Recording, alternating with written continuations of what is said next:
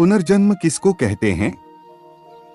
जब जीवात्मा एक शरीर का त्याग करके किसी दूसरे शरीर में जाती है तो इस बार बार जन्म लेने की क्रिया को पुनर्जन्म कहते हैं। पुनर्जन्म क्यों होता है?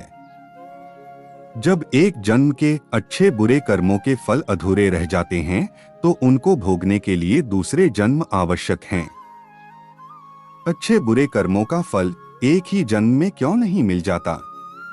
एक में ही सब निपट जाए तो कितना अच्छा हो। नहीं, जब एक जन्म में कर्मों का फल शेष रह जाए तो उसे भोगने के लिए दूसरे जन्म अपेक्षित होते हैं। पुनर्जन्म को कैसे समझा जा सकता है? पुनर्जन्म को समझने के लिए जीवन और मृत्यु को समझना आवश्यक है, और जीवन मृत्यु को समझने के लिए शरीर को समझना आवश्यक है। शरीर के बारे में समझाएं। हमारे शरीर का निर्माण प्रकृति से हुआ है, जिसमें मूल प्रकृति सत्व, रजस और तमस से प्रथम बुद्धि तत्व का निर्माण हुआ है। बुद्धि से अहंकार, अहंकार से 5 ज्ञानेंद्रिया चक्षु, जिह्वा, नासिका, त्वचा, श्रोत्र, मन, 5 कर्मेंद्रिया हस्त, पाद, उपस्थ, पायु, वाक।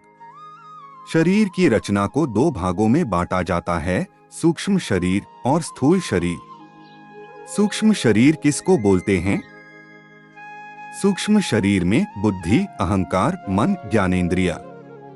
ये सूक्ष्म शरीर आत्मा को सृष्टि के आरंभ में जो मिलता है वही एक ही सूक्ष्म शरीर सृष्टि के अंत तक उस आत्मा के साथ पूरे एक सृष्टि काल 4 अरब 32 करोड़ वर्ष तक चलता है। और यदि बीच में ही किसी जन्म में कहीं आत्मा का मोक्ष हो जाए तो ये सूक्ष्म शरीर भी प्रकृति में वहीं लीन हो जाएगा। स्थूल शरीर किसको कहते हैं? 5 कर्मेंद्रिया हस्त, पाद, उपस्थ, पायु, वाक, ये समस्त पंचभौतिक बाहरी शरीर। जन्म क्या होता है? जीवात्मा का अपने सूक्ष्म शरीर के साथ किसी पंचभौतिक शरीर में आ जाना ही जन्म कहलाता है। मृत्यु क्या होती है? जब जीवात्मा का अपने पंचभौतिक स्थूल शरीर से वियोग हो जाता है तो उसे ही मृत्यु कहा जाता है। परंतु मृत्यु केवल स्थूल शरीर की होती है, सूक्ष्म शरीर की नहीं। सूक्ष्म शरीर भी छूट गया तो वह मोक्ष कहलाएगा, मृत्यु नहीं।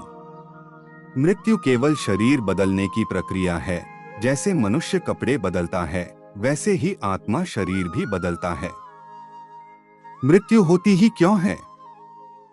जैसे किसी एक वस्तु का निरंतर प्रयोग करते रहने से उस वस्तु का सामर्थ्य घट जाता है और उस वस्तु को बदलना आवश्यक हो जाता है, ठीक वैसे ही एक शरीर का सामर्थ्य भी घट जाता है और इंद्रियां निर्बल हो जाती हैं, जिस कारण उस शरीर को बदलने की प्रक्रिया का नाम ही मृत्यु है। मृत्यु न होती तो क्या होता? तो बहुत अव्यवस्था होती, पृथ्वी की जनसंख्या बहुत बढ़ जाती और यहाँ पैर धरने का भी स्थान न होता। क्या मृत्यु होना बुरी बात है? नहीं, मृत्यु होना कोई बुरी बात नहीं, ये तो एक प्रक्रिया है शरीर परिवर्तन की। यदि मृत्यु होना बुरी बात नहीं है तो लोग इससे इतना डरते क्यों हैं? क्योंकि उनको मृत्यु के वैज्ञानिक स्वरूप की जानकारी नहीं है। वे अज्ञानी हैं, वे समझते हैं कि मृत्यु के समय बहुत कष्ट होता है। उन्होंने वेद, उपनिषद या दर्शन को कभी पढ़ा नहीं। वे ही अंधकार में पड़ते हैं और मृत्यु से पहले कई बार मरते हैं। तो मृत्यु के समय कैसा लगता है? थोड़ा सा तो बताएं। जब आप बिस्तर में लेटे लेटे नींद में जाने लगते हैं तो आपको कैसा लगता है? ठीक वैसा ही मृत्यु की अवस्था में जाने में लगता है। उसके बाद कुछ अनुभव नहीं होता। जब आपकी मृत्यु किसी हादसे से होती है तो उस समय आपको मूर्छा आने लगती है, आप ज्ञान शून्य होने लगते हैं, जिससे कि आपको कोई पीड़ा न हो। तो यही ईश्वर की सबसे बड़ी कृपा है कि मृत्यु के समय मनुष्य ज्ञान शून्य होने लगता है और सुषुप्तावस्था में जाने लगता है। मृत्यु के डर को दूर करने के लिए क्या करें?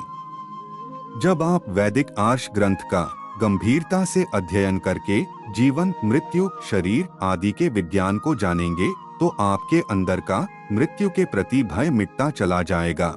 और दूसरा ये कि योग मार्ग पर चलें तो स्वयं ही आपका अज्ञान कम होता जाएगा और मृत्यु भय दूर हो जाएगा। आप निडर हो जाएंगे। जैसे हमारे बलिदानियों की गाथाएं आपने सुनी होंगी, जो राष्ट्र की रक्षा के लिए बलिदान हो गए।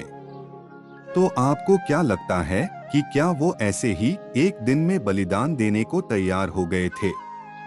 नहीं, उन्होंने भी योग दर्शन, गीता, सांख्य, उपनिषद, वेद आदि पढ़कर ही निर्भयता को प्राप्त किया था। योग मार्ग को जिया था, अज्ञानता का नाश किया था। महाभारत के युद्ध में भी जब अर्जुन, भीष्म, द्रोणादिकों की मृत्यु के भय से युद्ध की मंशा को त्याग बैठा था, तो योगेश्वर कृष्ण ने भी तो अर्जुन को इसी सांख्य, योग, निष्काम कर्मों के सिद्धांत के माध्यम से जीवन मृत्यु का ही तो रहस्य समझाया था और यह बताया कि शरीर तो मरणधर्मा है ही, तो उसी शरीर विज्ञान को जानकर ही अर्जुन भयमुक्त हुआ। इसी कारण तो वेदादि ग्रंथों का स्वाध्याय करने वाले मनुष्य ही राष्ट्र के लिए अपना शीश कटा सकता है। वह मृत्यु से भयभीत नहीं होता, प्रसन्नता पूर्वक मृत्यु को आलिंगन करता है। किन किन कारणों से पुनर्जन्म होता है? आत्मा का स्वभाव है कर्म करना। किसी भी क्षण आत्मा कर्म किए बिना रह ही नहीं सकता। वे कर्म अच्छे करे या फिर बुरे, ये उस पर निर्भर है, पर कर्म करेगा अवश्य। तो ये कर्मों के कारण ही आत्मा का पुनर्जन्म होता है। पुनर्जन्म के लिए आत्मा सर्वथा ईश्वराधीन है। पुनर्जन्म कब कब नहीं होता? जब आत्मा का मोक्ष हो जाता है तब पुनर्जन्म नहीं होता है। मोक्ष होने पर पुनर्जन्म क्यों नहीं होता? क्योंकि मोक्ष होने पर स्थूल शरीर तो पंचतत्वों में लीन हो ही जाता है, पर सूक्ष्म शरीर जो आत्मा के सबसे निकट होता है वह भी अपने मूल कारण प्रकृति में लीन हो जाता है। मोक्ष के बाद क्या कभी भी आत्मा का पुनर्जन्म नहीं होता? मोक्ष की अवधि तक आत्मा का पुनर्जन्म नहीं होता, उसके बाद होता है। लेकिन मोक्ष तो सदा के लिए होता है, तो फिर मोक्ष की एक निश्चित अवधि कैसे हो सकती है? सीमित कर्मों का कभी असीमित फल नहीं होता। यौगिक दिव्य कर्मों का फल हमें ईश्वरीय आनंद के रूप में मिलता है, और जब ये मोक्ष की अवधि समाप्त होती है तो दोबारा से ये आत्मा शरीर धारण करती है। मोक्ष की अवधि कब तक होती है? मोक्ष का समय 31 नील 10 खरब 40 अरब वर्ष है, जब तक आत्मा मुक्त अवस्था में रहती है। मोक्ष की अवस्था में स्थूल शरीर या सूक्ष्म शरीर आत्मा के साथ रहता है या नहीं? नहीं, मोक्ष की अवस्था में आत्मा पूरे ब्रह्मांड का चक्कर लगाता रहता है और ईश्वर के आनंद में रहता है, बिल्कुल ठीक वैसे ही जैसे कि मछली पूरे समुद्र में रहती है। और जीव को किसी भी शरीर की आवश्यकता ही नहीं होती। मोक्ष के बाद आत्मा को शरीर कैसे प्राप्त होता है? सबसे पहला तो आत्मा को कल्प के आरंभ में सूक्ष्म शरीर मिलता है, फिर ईश्वरीय मार्ग और औषधियों की सहायता से प्रथम रूप में अमैथुनी जीव शरीर मिलता है। वो शरीर सर्वश्रेष्ठ मनुष्य या विद्वान का होता है, जो कि मोक्ष रूपी पुण्य को भोगने के बाद आत्मा को मिला है। जैसे इस वाली सृष्टि के आरंभ में चारों ऋषि विद्वान को मिला, जिनको वेद के ज्ञान से ईश्वर ने अलंकारित किया, क्योंकि ये ही वो पुण्य आत्माएं थीं जो मोक्ष की अवधि पूरी करके आई थीं। मोक्ष की अवधि पूरी करके आत्मा को मनुष्य शरीर ही मिलता है या जानवर का? मनुष्य शरीर ही मिलता है। क्यों केवल मनुष्य का ही शरीर क्यों मिलता है? जानवर का क्यों नहीं? क्योंकि मोक्ष को भोगने के बाद पुण्य कर्मों को तो भोग लिया और इस मोक्ष की अवधि में पाप कोई किया ही नहीं, तो फिर जानवर बनना संभव ही नहीं। तो रहा केवल मनुष्य जन्म, जो कि कर्म शून्य आत्मा को मिल जाता है। मोक्ष होने से पुनर्जन्म क्यों बंद हो जाता है?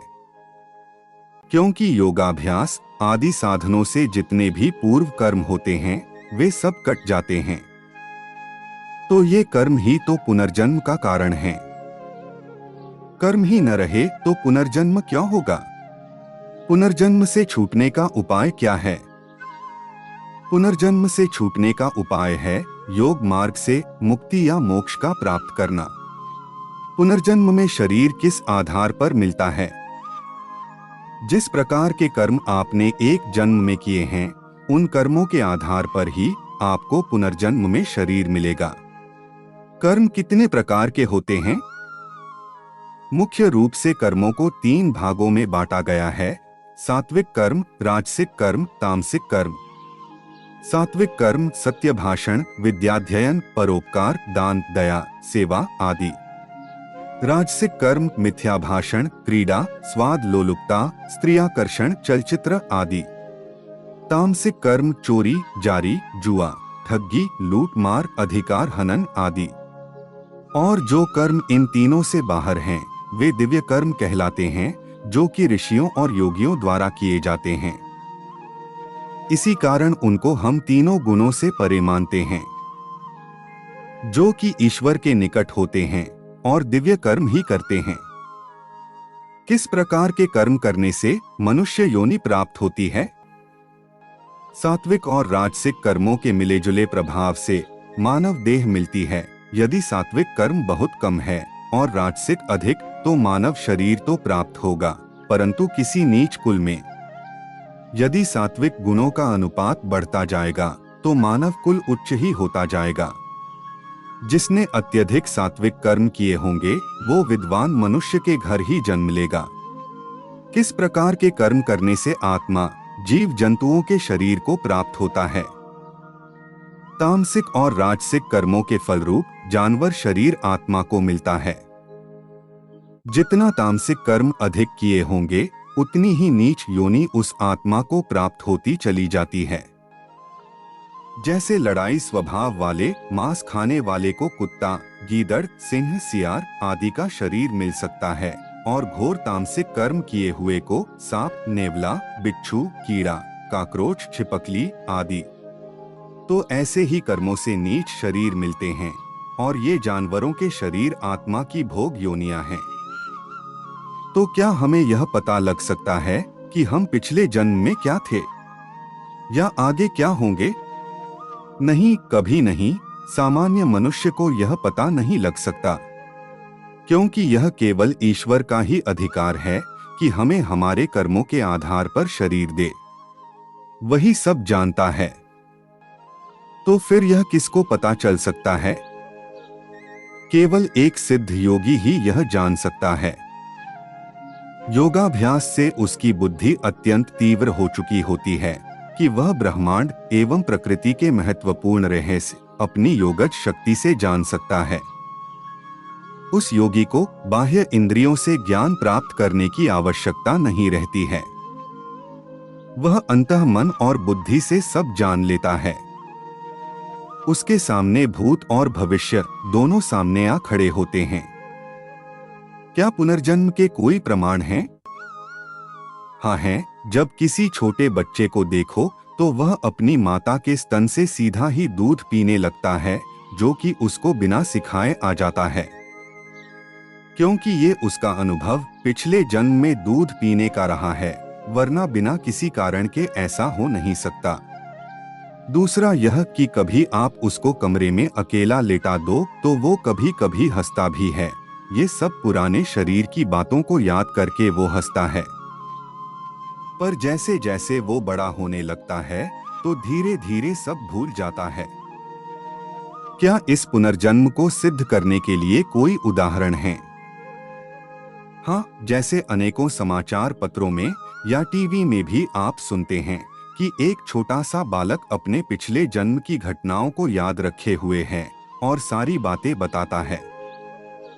जहाँ जिस गांव में वो पैदा हुआ, जहाँ उसका घर था, जहाँ पर वो मरा था, और इस जन्म में वह अपने उस गांव में कभी गया तक नहीं था, लेकिन फिर भी अपने उस गांव की सारी बातें याद रखे हुए है। किसी ने उसको कुछ बताया नहीं, सिखाया नहीं, दूर दूर तक उसका उस गांव से इस जन्म में कोई नाता नहीं है। फिर भी उसकी गुप्त बुद्धि, जो कि सूक्ष्म शरीर का भाग है, वह घटनाएं संजोए हुए है, जागृत हो गई और बालक पुराने जन्म की बातें बताने लग पड़ा।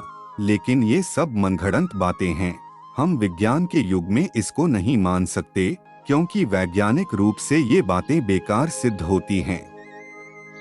क्या कोई तार्किक और वैज्ञानिक आधार है इन बातों को सिद्ध करने का? आपको किसने कहा कि हम विज्ञान के विरुद्ध इस पुनर्जन्म के सिद्धांत का दावा करेंगे? ये वैज्ञानिक रूप से सत्य है और आपको ये हम अभी सिद्ध करके दिखाते हैं। तो सिद्ध कीजिए। जैसा कि आपको पहले बताया गया है कि मृत्यु केवल स्थूल शरीर की होती है, पर सूक्ष्म शरीर आत्मा के साथ वैसे ही आगे चलता है। तो हर जन्म के कर्मों के संस्कार उस बुद्धि में समाहित होते रहते हैं और कभी किसी जन्म में वो कर्म अपनी वैसी ही परिस्थिति पाने के बाद जागृत हो जाते हैं। इसे उदाहरण से समझें। एक बार एक छोटा सा 6 वर्ष का बालक था। यह घटना हरियाणा के सिरसा के एक गांव की है, जिसमें उसके माता पिता उसे एक स्कूल में घुमाने लेकर गए, जिसमें उसका दाखिला करवाना था। और वो बच्चा केवल हरियाणवी या हिंदी भाषा ही जानता था, कोई तीसरी भाषा वो समझ तक नहीं सकता था। लेकिन हुआ कुछ यूं था कि उसे स्कूल की केमिस्ट्री लैब में ले जाया गया और वहां जाते ही उस बच्चे का मुंह लाल हो गया, चेहरे के हाव भाव बदल गए और उसने एकदम फर्राटेदार फ्रेंच भाषा बोलनी शुरू कर दी। उसके माता पिता बहुत डर गए और घबरा गए। तुरंत ही बच्चे को अस्पताल ले जाया गया, जहां पर उसकी बातें सुनकर डॉक्टर ने एक दुभाषिए का प्रबंध किया, जो कि फ्रेंच और हिंदी जानता था। तो उस दुभाषिए ने सारा वृतांत उस बालक से पूछा, तो उस बालक ने बताया कि मेरा नाम साइमन ग्लास्की है और मैं फ्रेंच केमिस्ट हूँ। मेरी मौत मेरी प्रयोगशाला में एक हादसे के कारण हुई थी। तो यहाँ देखने की बात यह है कि इस जन्म में उसे पुरानी घटना के अनुकूल मिलती जुलती परिस्थिति से अपना वह सब याद आया, जो कि उसकी गुप्त बुद्धि में दबा हुआ था। यानी कि वही पुराने जन्म में उसके साथ जो प्रयोगशाला में हुआ, वैसी ही प्रयोगशाला उस दूसरे जन्म में देखने पर उसे सब याद आया। तो ऐसे ही बहुत सी उदाहरणों से आप पुनर्जन्म को वैज्ञानिक रूप से सिद्ध कर सकते हो। तो ये घटनाएं भारत में ही क्यों होती हैं? पूरा विश्व इसको मान्यता क्यों नहीं देता? ये घटनाएं पूरे विश्व भर में होती रहती हैं और विश्व इसको मान्यता इसलिए नहीं देता क्योंकि उनको वेदानुसार यौगिक दृष्टि से शरीर का कुछ भी ज्ञान नहीं है। वे केवल मांस और हड्डियों के समूह को ही शरीर समझते हैं और उनके लिए आत्मा नाम की कोई वस्तु नहीं है। तो ऐसे में उनको न जीवन का ज्ञान है, न मृत्यु का ज्ञान है, न आत्मा का ज्ञान है, न कर्मों का ज्ञान है, न ईश्वरीय व्यवस्था का ज्ञान है। और अगर कोई पुनर्जन्म की कोई घटना उनके सामने आती भी है, तो वो इसे मानसिक रोग जानकर उसको मल्टीपल पर्सनालिटी सिंड्रोम का नाम देकर अपना पीछा छुड़ा लेते हैं और उसके कथनानुसार जांच नहीं करवाते हैं। क्या पुनर्जन्म केवल पृथ्वी पर ही होता है या किसी और ग्रह पर भी? ये पुनर्जन्म पूरे ब्रह्मांड में यत्र तत्र होता है। कितने असंख्य सौरमंडल हैं, कितनी ही पृथ्वियां हैं। तो एक पृथ्वी के जीव मरकर ब्रह्मांड में किसी दूसरी पृथ्वी के ऊपर किसी न किसी शरीर में भी जन्म ले सकते हैं। ये ईश्वरीय व्यवस्था के अधीन है। परंतु यह बड़ा ही अजीब लगता है कि मान लो कोई हाथी मरकर मच्छर बनता है, तो इतने बड़े हाथी की आत्मा मच्छर के शरीर में कैसे घुसेगी? यही तो भ्रम है आपका कि आत्मा जो है वो पूरे शरीर में नहीं फैली होती, वो तो हृदय के पास छोटे अनुरूप में होती है। सब जीवों की आत्मा एक सी है, चाहे वो व्हेल मछली हो, चाहे वो एक चींटी हो।